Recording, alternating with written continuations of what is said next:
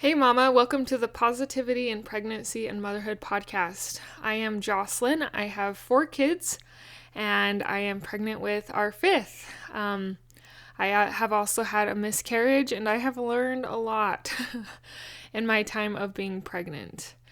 I am kind of getting towards the end of the sick phase, I hope, although I've still been decently nauseous, but I want to share with you something I did when I was feeling still really sick that was probably one of the best things I did for my mental health. So let's jump into it.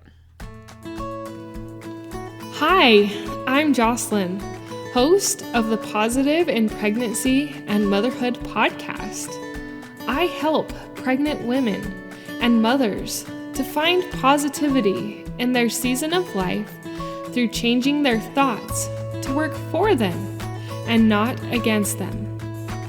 I help mothers find the small, doable steps in thought and action without making drastic changes to their everyday mom life.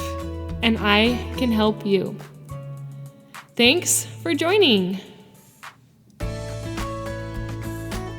Okay, before we jump into the thing I did, I wanted to share with you one more physical thing I did to help during pregnancy that I forgot to mention a couple weeks ago when I was talking about 6 physical things that I did to help me during pregnancy. And I don't know why I spaced this one, but I totally did. I also tried those C wristbands. I think they're called C bands. I'll see if I can put a link in the show notes, but they're like wristbands. They are fairly tight and they have like a little ball that goes on your kind of on the inside of your wrist. And supposedly it's supposed to push a pressure point that helps you with nausea. Now, I wouldn't say that this helped the most, but I do think combined with some of the other things I mentioned in that episode, it did make a difference. So that was something I wanted to tell you that I forgot. So yeah, there you have it. And I'm sorry about all the ums. Geez, let's get started. Another. So when I was morning sick, day sick, I guess is what you would call it, because I actually, ironically, did better in the morning. And my sickness would get worse as the day went on. Afternoon, evening, I usually was completely tied to the couch, bed, or toilet, and it was not fun. And during this time, I kind of got addicted. I kind of got addicted to scrolling on my phone. I am stuck on the couch. I am stuck on the bed. What else do I do? Right? You probably have some of the same thoughts. Like, yeah, scrolling is so easy. You're stuck there anyways. Why not just scroll? And I stayed stuck in that addiction for a couple of weeks. And during that time, I just felt terrible. I mean, not just physically terrible, because I did feel physically terrible, but I also mentally was struggling hardcore. And I knew that my staring at a phone was not helping.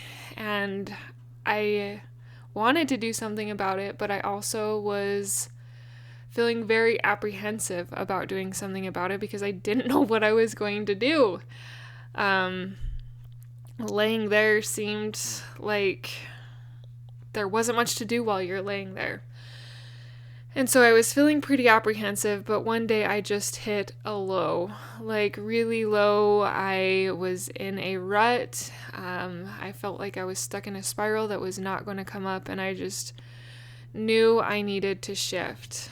And it was also close to a weekend where my church puts out a conference. And so after I'd listened to that conference, it's called General Conference, and our leaders speak and it's actually really inspiring. And there wasn't any specific talks that told me I needed to put my phone down for a week. But that was the insight and the revelation I kept getting from God was, you need to stop scrolling social media.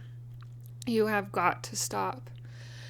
And so that's kind of what was on my heart after this conference, was that I was going to go a week without social media. And for being tied to the couch and using social media as my buffer, as my dopamine hit, as my get by, as my addiction, whatever you want to call it, that sounded really hard and really daunting, but I also knew I needed to do it. Maybe you're kind of feeling in a similar situation, that you feel you are so addicted to your phone and it is not encouraging you in positive mental ways. In fact, the comparison is probably making you feel worse because you're stuck on your couch, you're not able to get out and do the fun things that you see everybody else posting about, and it just makes you feel more miserable. That's where I was, and so I did it. I went that whole week without Facebook or Instagram, and I honestly will tell you that I feel like that was my mental turnaround, where I started to realize that it was my choice, the thoughts that I was thinking. Before, social media and the way my body felt were dictating the thoughts that I was thinking about pregnancy and about my life. And they were not good because I was stuck in comparison and I was miserable. And so, I felt miserable. And so that's where my thoughts were, stuck in comparison, and my life is miserable because I'm so sick. But getting off of social media was the first thing that allowed me to think for myself. Now, there were still other miracles, kind of like the one I mentioned last week in the episode, when you're discouraged in pregnancy and you are enough. There were small miracles like that helped me through those really tough times. But this is when I really decided I was going to try harder to implement positivity into my thoughts. And in order to do that, I had to get rid of a big source of negativity, which was my phone and scrolling.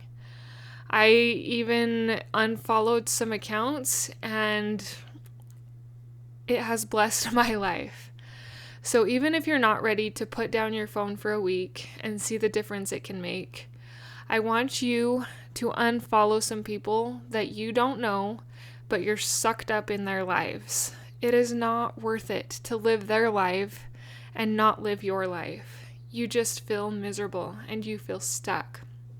So unfollow them.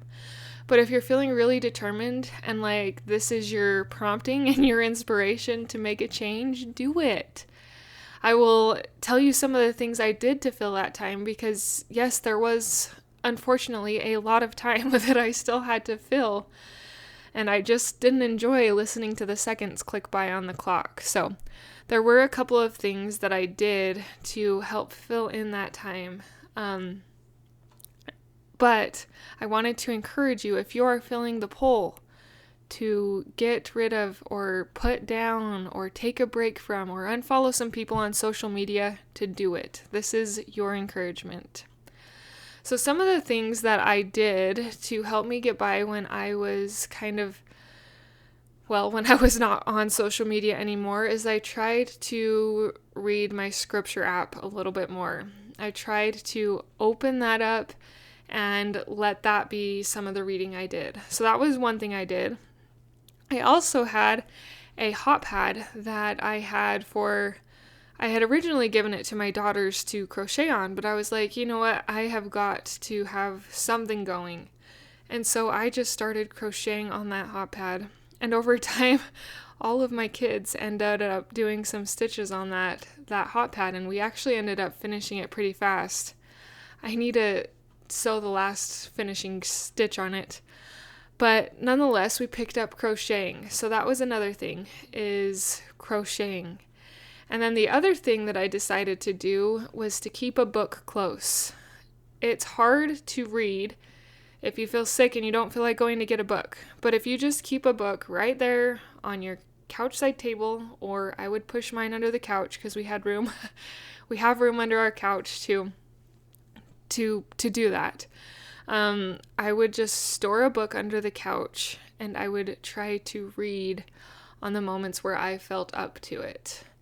Now, some of these moments I didn't really feel up to anything, and I would just kind of lay there and think.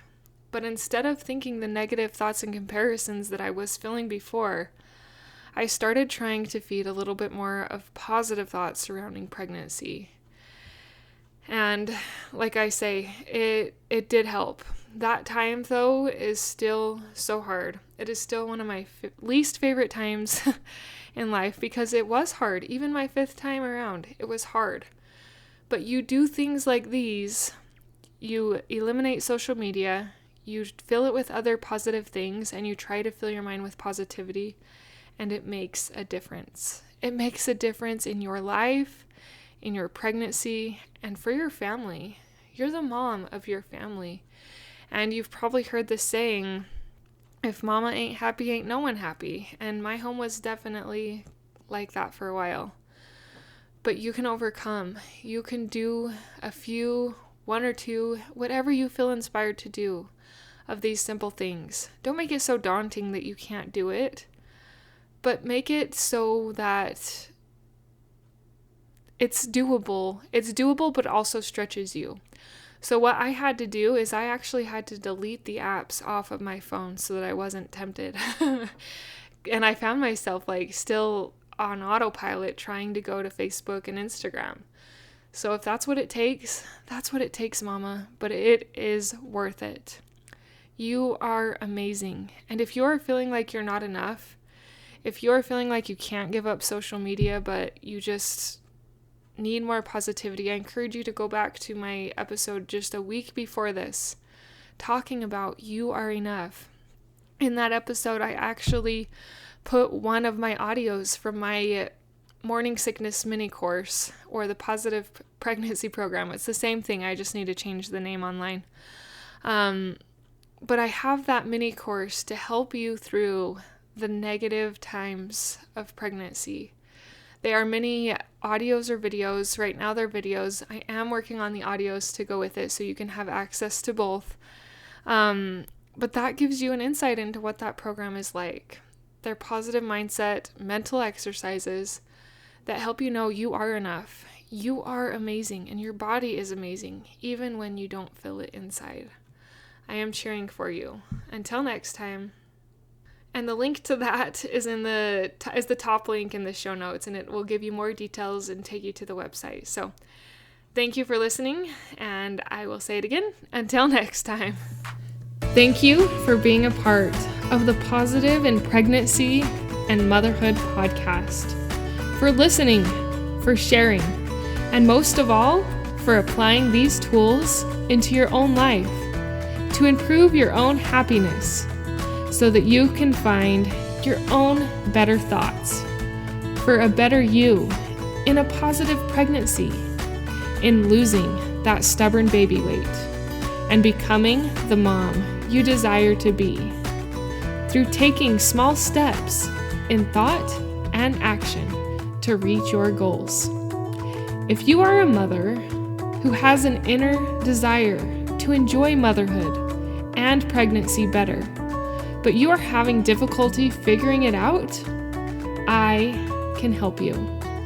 I can help you find the small, doable steps without drastic changes to your everyday mom life.